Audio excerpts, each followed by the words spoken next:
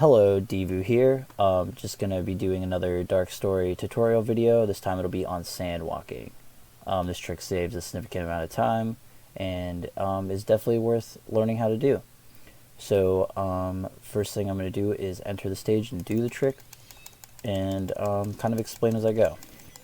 So you're gonna shoot this guy, do the 3-frame jump, land here, get Eggman over here, pause, shoot, land, and move Eggman over to the Mystic Melody. So I like to kind of position Eggman like right in between this black box just while I move. It's going to get me around the pillars. As the camera changes, I like to move to like an up left. And then once you get past that pillar, I like to move to like sort of a down left. Then you move the camera with Eggman again. This kind of takes practice. Then I kind of position Eggman right on the Mystic Melody. Take your one bomb, then you go the Mystic Melody. I like to kind of hold this for a while. Everyone sort of has their own preferences for how they do this. I'll go over that in a little bit more. But yeah, so get the Mystic Melody, move Eggman to the cycle, shoot these guys down, and take the cycle. And that is sandwalking.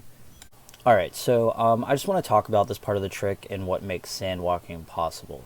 So I'm gonna shoot my shot here. This shot right here will hit a balloon off screen, and when a mech person shoots a balloon while in the air, they get a little burst of height. And what's gonna happen is I'm gonna hit that balloon right as I hit the sand. So let's watch that happen. So I got that little burst of height right as I hit the sand. And what this does is it puts Eggman into like a zombie state. So I can't shoot, I can't jump, I can't do anything but move Eggman around into the air. And this is why this trick sort of works. And it's only kind of works because we have the Mystic Melody over here, which then exits this zombie state once we hit the upgrade for the Mystic Melody. So I'm just going to get Eggman over here. This movement to the Mystic Melody is kind of scuffed, but I'm just kind of showing off what it is. So I'll get him over to the Mystic Melody. And then this gets me out of the zombie state. So now I can move Eggman around, do whatever I want again, and I'm back to normal. So the first thing I want to go over here is the beginning movement and why it's important to the trick, and kind of talk about that. So I'm going to enter the stage and do the beginning movement. So you're going to enter the stage, you're going to jump here. It's a 3-frame jump. Takes a decent amount of practice, but I mean, if you're already used to playing Sand Ocean, it's not that bad. And after you do that 3-frame jump, you're going to want to hold like an upright angle, and then as you walk to the next platform, you're going to want to kind of transition yourself from upright to straight right. So let me do that now, just like that. So I'm going to reset that and just do that without pause buffering. So here we go. Gonna jump, transition, jump. Alright, so after you do that second jump, you're going to want to be holding straight right.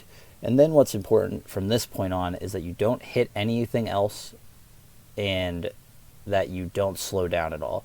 Because if you hit anything, the trick's kind of dead, because Eggman's walking cycle will get ruined, and your walking cycle is very important for this trick because of the position of the cannon. And then also, these robots that are on the other side of this platform are extremely aggressive, and if you slow down for enough, they will just attack you, making the trick pretty much impossible to do. So here's what we're going to do. We're going to land, and then as we land, we're going to kind of hold like down right, just to kind of get ourselves off this platform, and then we're going to go back to holding straight right. And then what's important at this point is that you are holding straight right, the walking cycle is good, and you just want to get Eggman where you want him to be. Alright, I'm just going to show off 2 examples of why this movement matters quite a bit, and why it sort of needs to be correct. So I'm going to deliberately bonk Eggman into this ledge here, and then try to make the trick work, and kind of show off like why it doesn't. So, I'm going to bonk him in here, but I'm still going to try and make it. The cannon's not in a bad place, so I'm going to try and do it. But because I was too slow, these guys are pretty aggro, and they're ready to attack you. So let me try another version of this. So this time I'm just going to kind of slow down. So like, because you know, with mech movement, you tend to slow down if you move Eggman a little bit too drastically. So let's say I try to drastically move Eggman off of this platform. So we're going to do that. I kind of slowed down. I'm ready to go. I'm going to take my shot. You can see the shot wasn't in the right place and the robots attacked me. Alright, so the next part of this trick I'm going to show off is like actually shooting the shot. So I want to get Eggman to about here, and then you want to unpause, press B. And then after you unpause, press B, you want to get Eggman over the ledge and then quickly move him back to the left. So just like that. And then the way I do it is because I quickly moved back over to the left, this robot here will stop me from raising to full height. And that means I'll be able to get one bomb whenever I do the Mystic Melody. So let's say I went a little bit too far. So I'm kind of like here now. This is kind of far. I'm just going to shoot my shot, and my plan when I do this is actually going to be to walk out into the sand a little bit further and then turn back to the left. You might not be able to get the one bomb this way, but it's a good way to save it. So here we go. And I got it, and I still am able to get one bomb, so that's pretty nice.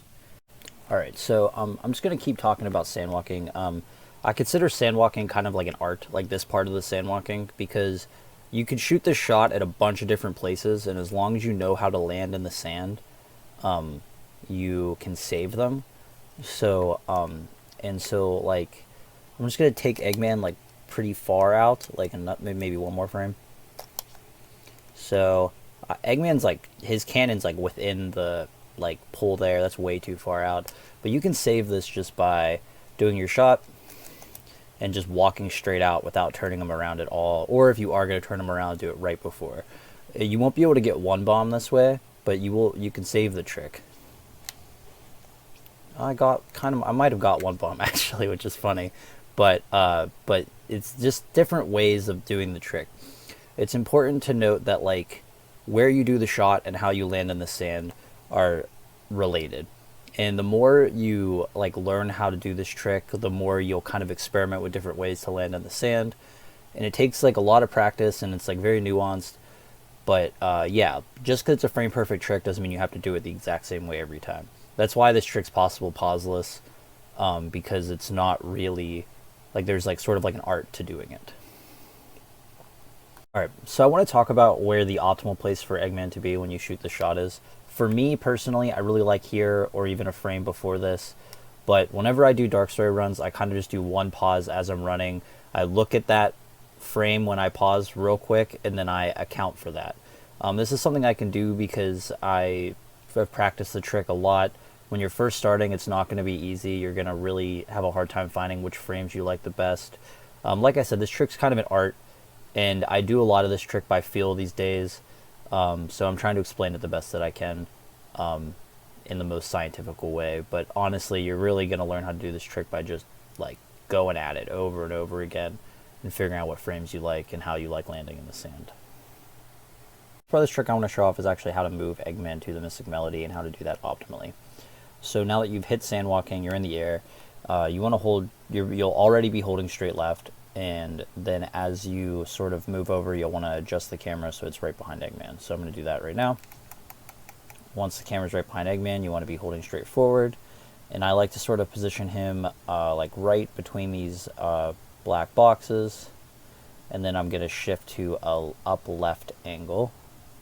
This is just so I don't get stuck by that pillar, and then I want to kind of go down left.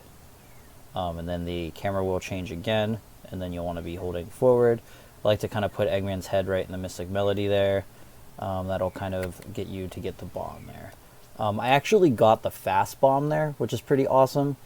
It's not really like super needed for my method since you do one bomb anyways, but it is a faster way to get one bomb.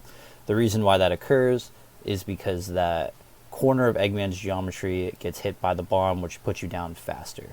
So that's awesome. But yeah, so this is the movement to the Mystic Melody. Pretty straightforward stuff. Alright, so another part of this trick I want to talk about here is the robot guy. So this guy right here. he is dropping bombs, and this is what lets you move downwards to get to the Mystic Melody upgrade. Now he's on a local cycle, which means that if you do the movement for sandwalking the same way every time, he will always be in the same spot for you to catch the bomb. So I can't really show that off like specifically, but I just want to mention that. So like I'll always know where his bombs are going to be, which is why I kind of position Eggman in the same way every time, so that I can catch the bomb and get to the upgrade. So the next part of this trick I want to go over here is the upgrade waiting. Sand Ocean is a cycle-based stage, which means that all the platforms and stuff move on a cycle the whole time. They're on a global cycle, so from the moment you enter the stage to the moment you leave the stage, they're moving. But that also means that the cycle is moving during the upgrade. And in our timing method, the upgrade doesn't count as time towards your run. So what you can do is wait on the upgrade until the cycle is at an optimal spot for you to catch it in a fast way. Pretty much what you need to be able to figure out, though, before you can figure out how long you can wait on the upgrade, is how fast you can do the movement after the upgrade. So for me, the latest possible time I can hit this upgrade and still catch 0 cycle is about 45.5. When I first started doing Dark Story runs, what I would do is I would get to the upgrade and then count up to whatever time I needed. So like 45.5, 46, whatever that is. So I'm going to do that right now. I'm just going to show that off. So I'm going to hit the upgrade and then count. 1, 2, 3, 4, 5, 6. Exit out here, get the Mystic Melody, and move myself over to the cycle.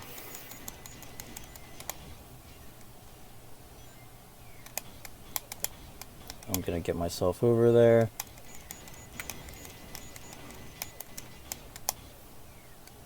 And you can see I'm catching it at a pretty optimal spot. Alright, so I kind of want to go over the other way that I do the upgrade wait, and this is just how I do it now because I'm sort of like a seasoned Dark Story runner. Whenever you get on this upgrade, it spins the same way every time. So I use a visual cue for when to go. So I look at my upgrade time, I kind of have like a general idea of when to go, and then I just go. So I'm going to show that off right now. So I get the upgrade like 39, that's about when I got it last time. And then, so that means I already know that this is about the time that I'm going to go. And I'm good to go. I just want to talk about this upgrade wait just a little bit longer, just so we kind of really fully understand it, because it's a little complicated. So obviously the later you land on this upgrade, the less time you wait. So on those last 2 attempts, I landed at 39, which means I waited for about 6 seconds. If I landed at 42, then I can only stay for 3 seconds to get the cycle. But what happens if I land on the cycle too late? So let's say I'm like dilly-dallying, and I'm like, I have not a care in the world at all, and I don't hit this until 46. And then what do? Well, luckily, since the stage is cycle-based, I can actually just wait here for an entire other cycle and then hit first cycle. These cycles are about 11 to 12 seconds long, so I would wait 11 to 12 seconds, and then I would do it like normal, and I would just hit a different cycle. Obviously that's slower than getting 0 cycle, so optimally you want 0 cycle, but it's just another option that you have. So the last part of movement I want to talk about with this skip is the movement from the point where you exit Mystic Melody to when you get through the portal. Everything after that's the same as first cycle movement, so I don't want to like kind of talk about all the same movements. So you're gonna get out of this, you're gonna reposition your camera, you're gonna do the Mystic Melody, move it where you need to be, jump through. And then when I jump through, I like to hold my angle about here and just spam the shoot. This is gonna shoot a bunch of the guys, and then Eggman's just gonna walk across these things. Once Eggman walks across these things, you're going to jump and sort of move yourself around like this. After this, the movement's pretty much the same as first cycle, so I don't really want to like talk about all that. So that's pretty much it. Alright, so the last thing I want to talk about here is this cutscene. because the whole stage is on a global cycle, the stage is actually moving during this cutscene, which means when we enter, we actually want to restart so that the cycle is reset. This is more just for like when you're doing dark story runs, but it's just good to know this because if you don't do this, then the cycles are different and everything's slightly different, and we don't want that. We want it to be consistent in the same way every time. Alright, and that is sandwalking. The trick's kind of easy to at first, but it's very hard to master this trick. There's a lot of moving parts and a lot of nuance. My recommendation is to just do it a lot, and also to really just figure out how long you can do the movement after the Mystic Melody, because being able to figure that out means that you can push the upgrade to an optimal amount so you can save as much time as possible. And I wish you luck in saving time in Sand Ocean, because you can actually save a lot of time with this strat if you wait on the upgrade. Thank you for watching. I really appreciate it, and if you need any more help with this trick, just feel free to reach out to me or anybody in the SA2 Discord.